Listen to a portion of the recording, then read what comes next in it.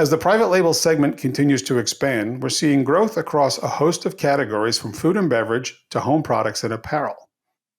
Among the categories that have seen strong growth in recent years is wine. Grocers such as Albertsons and Aldi each have brought to market assortments of private label wine, and more could be on the way. Welcome to Store Brand Spotlight. I'm Greg Sleater, Executive Editor of Store Brands. Joining me today to talk more about the world of private label wine is Katerina Axelsson, CEO of Tastry, and Charles Slocum, Chief Business Officer at Tastry. Katerina and Charles, welcome to the podcast. Thanks, Greg, for having us. Thank you, Greg. It's good to have you both here, and it's my pleasure to talk about a category that is definitely seeing some more activity, and one that is, I guess, somewhat intriguing, especially as we're seeing some grocers and some others kind of take a look at wine and see where they can offer consumers good quality products at a good value. So, Katerina, as we start, I wanted to ask you just to give us an overview of Tastry and what the company is and what it does. Yes. So at Tastry, our tagline is, we taught a computer how to taste. We're a vertically integrated consumer insights software company in the wine and soon to be alcoholic beverage industry. And what we do with you, depending on if you're a winery, a retailer, or a distributor, is we give you visibility, predictive visibility on how much consumers are going to like which products before you invest, years and a lot of money in making them. So a winery is interested in making the right wine for consumers, and the retailer is interested in selling the right wine to the right consumers. So same data, same technology, just applied in different ways. Charles, over the past decade, sales of private label wine have about doubled and now account, I think, for about 10% of total sales. Can you give us an overview of what's driving this growth? Well, I think there are a lot of things driving that growth. Clearly, the desire to drive down or to drive up margins has been a large driver in that initially. But I think that what we see a lot is two other factors that are coming into play. One is that the younger consumer, particularly in beverage alcohol, is less brand loyal than they used to be, and they're looking for more differing, more eclectic experiences. And so the retailers are striving to create those experiences, not unlike, say, craft beer or RTDs have gotten a lot of traction recently. The wine industry is trying to lean into that. It's difficult for the wine industry because wine production is expensive and it's more time consuming. I think that's a primary focus. Also, I think we do see retailers that aren't just shooting for margin. They're looking to put a higher quality product at a lower price, and they can utilize some of that margin to make the consumers happier and drive brand loyalty. And so I see those as probably the primary drivers. I want to touch on the brand loyalty for a second. And when I think of spirits and I think of beer, those two categories have some long-standing brands, national brands that, my grandfather drank, my father drank, now I drink, and it's a sort of a generational thing. Does wine have that same thing, or is the brand loyalty less impactful, if you will, within the wine segment? No, I think it's very similar. But I think what you see with craft beer and RTDs, you see a shift. You have a huge segment of craft beer that's coming in, and I think that's largely catering to the younger clientele. The old model used to be, as you stated, right? You find Mondavi and you buy Mondavi forever, and that's your wine, or you find Budweiser, right? That type of thing. The younger the generations, they're looking for more eclectic experiences. They don't want the same thing all the time. So there's a little bit of a generational shift in what they're looking for. And we see that in our data. They do expect, though, high quality. So it's not okay to just come out with something different. And it's not okay to expect them to try something they're not going to like. They want to buy with confidence that they're going to like what they're buying, but they want to see change. The brand loyalty we see today is a little bit different in that there is brand loyalty, but it's a little more fleeting. So it used to be brand loyalty to a brand because you had a great experience, let's say in the wine industry, at a tasting room, and you met the winemaker, and that drives that. Today there are social issues. There are, is the winery participating in regenerative farming? Are they organic? Those types of things. And those loyalties are, minority winemakers. Those types of things can drive brand loyalty, but we don't see that brand loyalty persisting for year over year over year. It's a brand loyalty that exists for a while, and then something else comes along and they have a different loyalty. So brand loyalty is important, but it's not as persistent as it used to be. Kat, question for you. When we see retailers now growing, some, as I mentioned, Albertsons and Aldi are growing their private label assortments, and I'm sure there are others right now watching what they're doing and looking at those opportunities. When you talk about, I guess, the advantages, and Charles touched on a couple of them, but can you dive a little deeper into the advantage for a retailer in carrying a private label assortment of wine? Yeah, I mean, there's several. I would say the most obvious one is the retailer understands their consumers and who they're selling to better, and it's a lot easier to close the loop and understand that better, right? So I feel like the feedback loop just makes that whole process more efficient if the retailer is involved in the making of the wine. And I feel like to answer this question a little bit better, I kind of have to explain this concept that we have told all of our clients from the very beginning, which is, if you want a wine that every single person likes in the store or in the country, you get water. Like, that's a very big saying at Tastry. And the concept is most wines that have a mass appeal are less distinctive. So the retailer can much more easily find a sweet spot between an appealing wine and a distinctive wine. So, right, the more the consumers like a wine, the less likable it is, right? But the retailer can figure out exactly what the white spaces are on the shelf and kind of optimize for that. So they'll get a better, more interesting wine for the consumers that are coming in their stores and drinking their wine. Charles, from the standpoint of the growth that we have seen, is there any specific group or demographic that's driving sales of private label wines among end consumers? Yes. Yeah, so I would say, I would say it's leaning heavily towards the younger drinkers for sure. But it's not ubiquitous at all. I think that as the wine category has expanded, I think some of us on this podcast might remember when there were half a dozen bottles in a store of wine, or a dozen bottles, and that was a long time ago. And now, there might easily be 1,000 bottles of wine on the shelf. I think that, to Katerina's point, actually ties together what she was saying.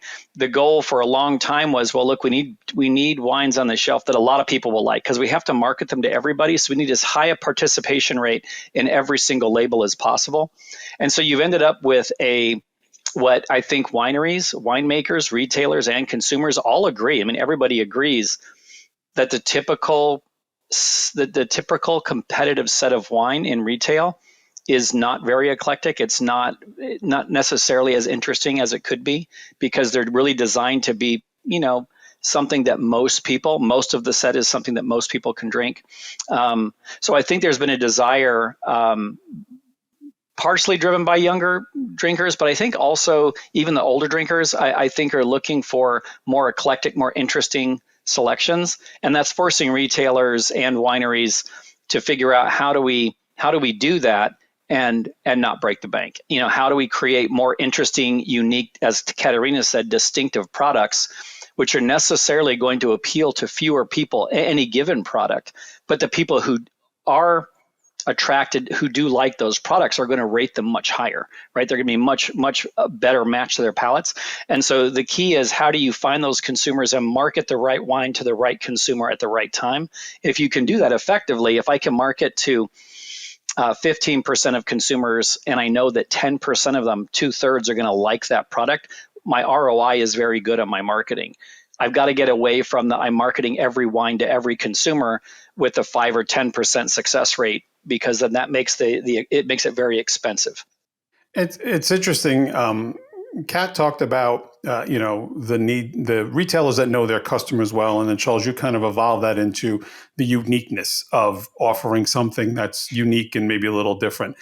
I would think that's got to be music to a retailer's ear because so many retailers know their customers well. We've all got the shopper cards, but they're also looking for proprietary products that only they carry and keep people coming back. Wine would seem to be that great opportunity to where, hey, they've got this type of varietal or flavor or whatever it is, and I can only get it there. And that would be something that would ring in my ears as a buyer. Absolutely. Yeah. I'm sorry, Kat, was that question for you or? Yeah, no, I was just going to just make a distinction there, and I wanted to comment on how this new generation of consumers are not as brand loyal, so they do demand a positive experience. But we what we have seen is I wouldn't hang your hat on launching a successful label and then expecting that customer to be a customer with you for the rest of their life. I just wanted to point it out because it seems like the wine industry is a little bit resistant to that idea still. Gotcha. Kat, for retailers that are looking at this category right now and how do I get into it? What do I do? Is there a blueprint that they should be following? I would say so. That's exactly what Tastry does. What we do is we take the guesswork out of crafting the wines, and we don't just work with a winery or a retailer to throw some wine into a bottle and hope it sells. We reduce an 85% or something failure rate when launching a new CPG or FMCG type product, and that's because we know what's in the bottle, and we are focused on the consumer having a very positive experience the first time they buy the wine. And that just makes your, ROI for acquiring that customer go way up, because you can sell something to anyone once, right? But are they going to come back and buy it again? Are you going to get the ROI on them? So I would say the blueprint is, can you have a consumer-centric approach in product development, and what data could you use to mitigate the risk of investing a lot of time and money in launching a product that has a high failure rate? And Charles, when retailers roll out anything new, they obviously always wanted to go perfect and there are always tweaks they have to make. But are there some obvious speed bumps that they should look to avoid as they develop private label wines? Yeah, I think that they need to be competitive with. You need to be competitive with the big producers, right? And as far as quality and the approach to the market. And I think that again, that's what we try to do here at Tastry. A large retailer that is engaging in private label, there's a lot of money involved. They have a huge potential revenue that they can acquire if they do that well, and they have the resources to execute that relatively well. As the retailer gets smaller and smaller, they have fewer of those resources. And so what Tastry does is try to provide those resources for big and small. And so the speed bumps are when you're choosing one is how are you identifying what needs to be in your private label assortment against that bigger set of brands that you're carrying. Number one, so you need to make sure that you're making the right decisions there. Number two, who's making the wine for you, and what is the direction that winemaker has? Does the winemaker have very good visibility on your consumer and what you need in the bottle, not what the other retailer needs in the bottle? And then three, can you execute that quickly and efficiently? So, private label as an example, that whole process can take 3 to 6 months, even sometimes up to 1 or 2 years in kind of a typical application. At Tastry, from first contact with a retailer that says, hey, I'm trying to do this, what should I do? We can provide visibility to the retailer, turn around, identify the wineries and the winemakers that can craft what they're looking for, and turn that around into a sample in a week, 10 days. So it's a very quick process, very efficient, which makes it much more, for the retailers all the way down to small grocery stores or restaurants. For the retailer, for those types of retailers that don't have people whose full-time job is to deal with private label year over year, it makes it affordable for them to actually engage in that in an intelligent way. I would like to add something before we move on, if that's okay. Go right ahead. Yeah. So we've been what Charles said is right. We have been talking about making an eclectic assortment, right? Not selling, dog food to people who don't have dogs, right? And in this case, it's what consumer preferences, and leaning into a more distinctive label and brand. That we have successful use cases for this concept, this idea. This is the ideal scenario for making private label wine. But I also wanted to point out there's still a traditional approach here, that needs to be rethought, is what we're seeing. And what I'm talking about is when we talk to our winery clients, right, about private label, about making a wine, they have this idea that people want them to be making copycats, right? When they go to buyers in retail, the buyers say, "I want you to make me a lookalike, a wine that is so similar to the leading Chardonnay brand, right, in the U.S. Make this wine." And so they're just trying to copy what's already on the shelf, right, and maybe offer a better price point to it.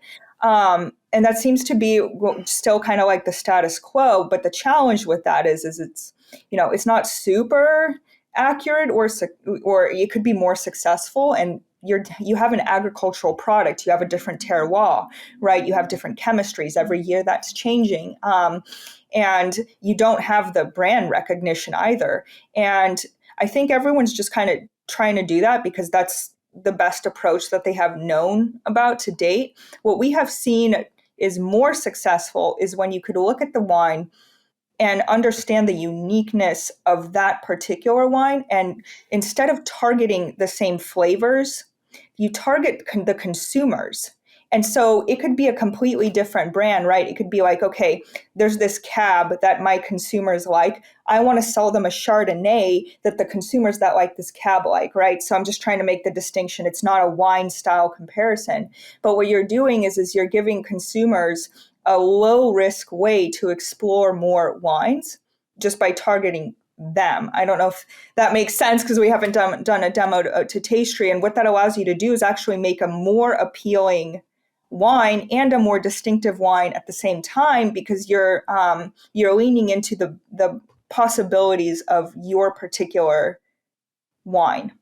Hope that made sense. If not, Charles, you can clarify. But well, I think what you're just pointing out is that at Tastry, we start with the consumer. So instead of saying, hey, let's copy an existing brand label on the shelf, which is never going to, it's never a great solution, because even if you make the exact same wine, it's the same wine. And that never happens. It's generally kind of a faint shadow of the wine that you're trying to copy. It's much better to look at those consumers and say, hey, what would they love in, say, a Chardonnay? Let's find the winemaker that can build that Chardonnay, that can craft that Chardonnay, and provide a unique flavor profile that your consumers are going to like. As again, maybe the consumers in Texas aren't going to like it, but your consumers in Delaware are going to love that product. Let's build that. Let's build that wine. Let's craft that wine so that you have the highest consumer satisfaction possible, instead of just copying somebody else's product or trying to do that. And I really wanted to bring up that point, because when we first, started working with brands and retailers, we would often get the question, well, if we do this, if we craft these wines, isn't every wine going to be the same? And the answer is it's the exact opposite. That's what everyone is already trying to do, because they don't see a better path forward. Because when you have a golden goose and something that's successful, you want to maintain that, right? You don't want to mess with the successful formula. The problem is that goes stale and stagnant over time. And there's no reason to do that if you can see in the data what is a more successful reality that you can lean into that might be a little bit different from what's currently on the shelf.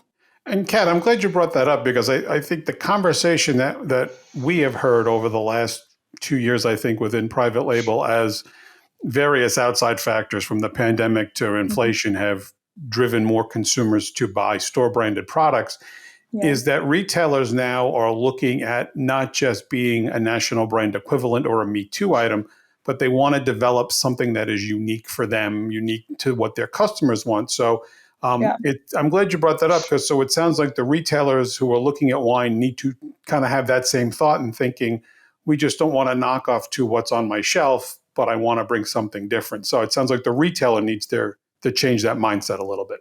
Yeah, they can, and it would dramatically accelerate, the success of private label. And I think the wine industry overall is, if people stop asking for copycats and stop going for the Me Too product. And I think the only way to make that happen is to demonstrate that there is a more successful product you can make that fits your white space.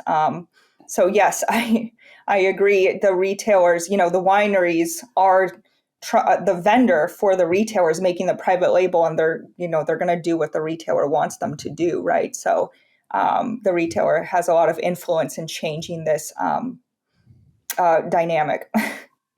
So message to our retail friends in the audience: listen to your vendors. They may know what they're doing. And also, what's interesting is that the retailer can bring to the vendor the information on their customers. Here's what our customers buy. Here's how they shop.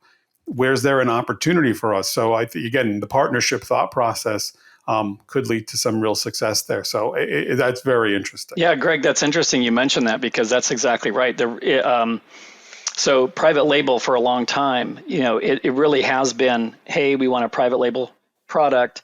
Some vendor shows up and says, well, here's what I have. That, unless you're one of the largest providers that can actually drive that and has a team of people that has the data to actually drive that process, it's largely been kind of a pick and choose kind of approach. And, you have some small team of people at the retailer or one person sometimes that tastes the wine, and then, they're deciding that, yeah, I think people will like this. What Tastry does is provide visibility. Fundamentally, what we do is we show the retailer, hey, this is what your consumer is looking for, your consumers particularly, and then we convey that information. We show that information in a way a retailer can understand that data, and then that data is transferred to, we can find, or the retailer can say, hey, I work with a private label provider. We then work with the winery team, and we can convey what that means to the winery. So the winery, and that doesn't mean, oh, they want a Chardonnay that's crisp and bright and kind of these subjective terms. We actually present to the winery team chemistry. And we say, like, this is what this wine needs to look like. So that so now the winery team actually understands what that consumer is looking for, that retailer is trying to sell to. And then the winery team can craft that wine specifically for those consumers and then bottle it. And so making that fast and efficient, that's something that a lot of very, very large retailers, they spend millions of dollars a year doing that process, and that's something that we can do in days for all of those clients, right, across that ecosystem. So that's kind of the key, is providing visibility on that process and doing it well. And staying with the consumers for a second, because ultimately we're trying to get the consumers to buy these products. When in general, as they shop for wine, is there an overlap of behaviors and how they shop and what they look for that retailers need to be aware of? I would say when it comes to wine right now, right, and the whole industry is talking about, why is the younger demographic not buying our products? Why are they going for spirits and cocktails and beer? And why are they forgetting about wine? And so it's really difficult to answer the question, because it seems like the current approach is unsuccessful. And wine is it's stuffy, it's unapproachable. The wine industry is still trying to sell, these point scores, which people my age think they're Weight Watchers points. I'm just saying, we're not really into, we're not into learning for hours and hours about the terroir that this wine came from, and learning about all the different wine styles and the many, many varietals just to drink a glass of wine, right? And it seems like that is expected of the consumer.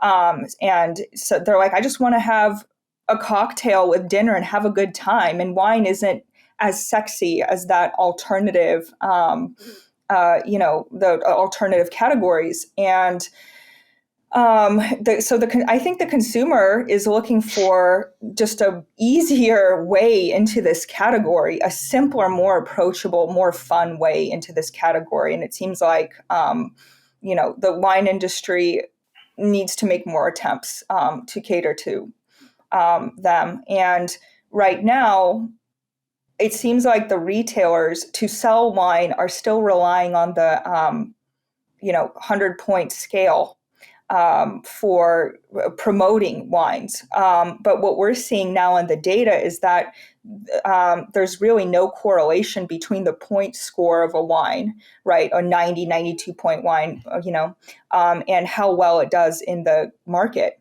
I've even seen negative correlations because the consumer walking in the store buying that wine is not the critic rating the wine. There's a disconnect there.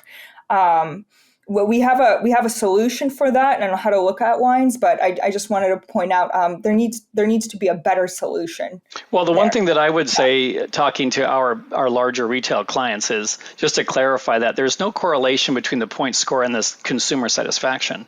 There is a correlation between point score and sales.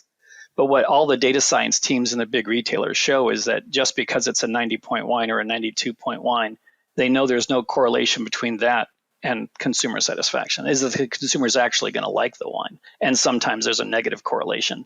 And so one of the things that we do at Tastry to help in this process is Tastry provides we have a recommendation solution. And the idea is that the second that private label wine hits the shelf that no one's ever heard of, now you've got to get people to pick up the bottle. How do you get them to pick it up and try it? You've put the effort and the energy into putting a really good wine in the bottle that you know that a certain percentage of your consumers are going to love. How do you get them to pick up the bottle? And so Tastry provides a recommendation system that is uses a lot of different technologies, and it's omni-channel. So it could be in store, it could be a QR code, it could be on web, it could be through email, it could be all of those things. But the idea is as soon as that bottle hits the shelf, you're reaching out to your consumers in a compelling way, particularly reaching out to those individual consumers that you know are going to love that wine and marketing to those people. And the people that you have identified are not going to be great fans of that wine. We don't want to spend energy marketing them a wine that they're not going to like, right? So focus on the consumers that are going to love it, market that wine and move that wine, and then rinse and repeat, right? And I'm assuming technology and our beloved iPhones and smartphones is probably one good way of doing that. My supermarket knows what I buy. I mean, on my app, I get recommendations.